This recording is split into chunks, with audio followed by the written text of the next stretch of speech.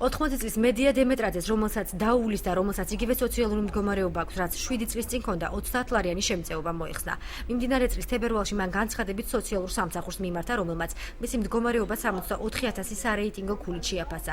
გადამოწმების შემდეგ 61,000 ქულა დაუწერეს, თუმცა შემწეობის მისაღებაც არც ეს აღმოჩნდა საკმარისი. მედია დემეტრაძე განცხადების შეტანას ისევ აპირებს. 7 წელი ვღებულობდი დაახლოებით 7 წელი 30 ლარს და მარტივში მოვიდე გადამოწმეს არასწორად და იმის მერე არ მიმიღია ეს დახმარება. მაშინ ვინმეს მიმართეთ? მიმართეთ განცხადებით. ეხლაც ვინა მიმართო რომ მოვიდე. მე დავეკითხე და მის დღეს მოვიტანე განცხადება. მე ფიზიკურად ვერ დავდივარ. დაბლა ვერ ჩავდივარ. გავაგზავნე ხვალ. სოციალური სააგენტოს საჭირის ფილიალის უფროსი თემურ ქარცივაძე შეფასების ახალ სისტემაზე საუბრობს და ამბობს, რომ შესაძლებელია სოცაგენტების შეფასებაში 10,000-მდე ქულის ზომილებაც იყოს. ასევე ფიქრობს, რომ შეფასების კრიტერიუმები დასახვეწია, თუმცა ამ ეტაპისთვის ვერაფრის შეცვლას ვერ ახერხებს.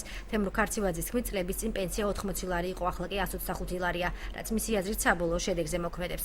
სოციალური აგენტი განცხადების ხელმეორედ შეტანის შემდეგ მარტოხელა ქალბატონს ისევ გადაამოწმებს. 64-დან 71,000-მდე, თუმცა უნდა გითხრათ, რომ ეს პროგრამა ხდება პროგრამა ანიჭებს ამ ქულას მასზე მიწოდებული პროგრამაზე მიწოდებული ინფორმაციით და პლუს მინუს რაღაც 10 ქულა და ანგირი 10,000 ქულა ცდომილება ყოველთვის აქვს ამ პროგრამას. გარკვეული პერიოდის შემდეგ შეფასების კრიტერიუმებს ჭირდება გადახედვა, რომ რამდენიმე წლის შემდეგ უკვე ფაქტის სახეზეა, რომ ხშირ შემთხვევაში შეიძლება რეალობას ვერ ასახავდეს შეფასების ის კრიტერიუმები, რომელიც ჯერჯერობით ქვეყანაში არსებობს. 80 წლის ქალბატონი მარტო ცხოვრობს, მას ოჯახში ახალი ნივთი რამდენიმე წელი არ შეუძენია.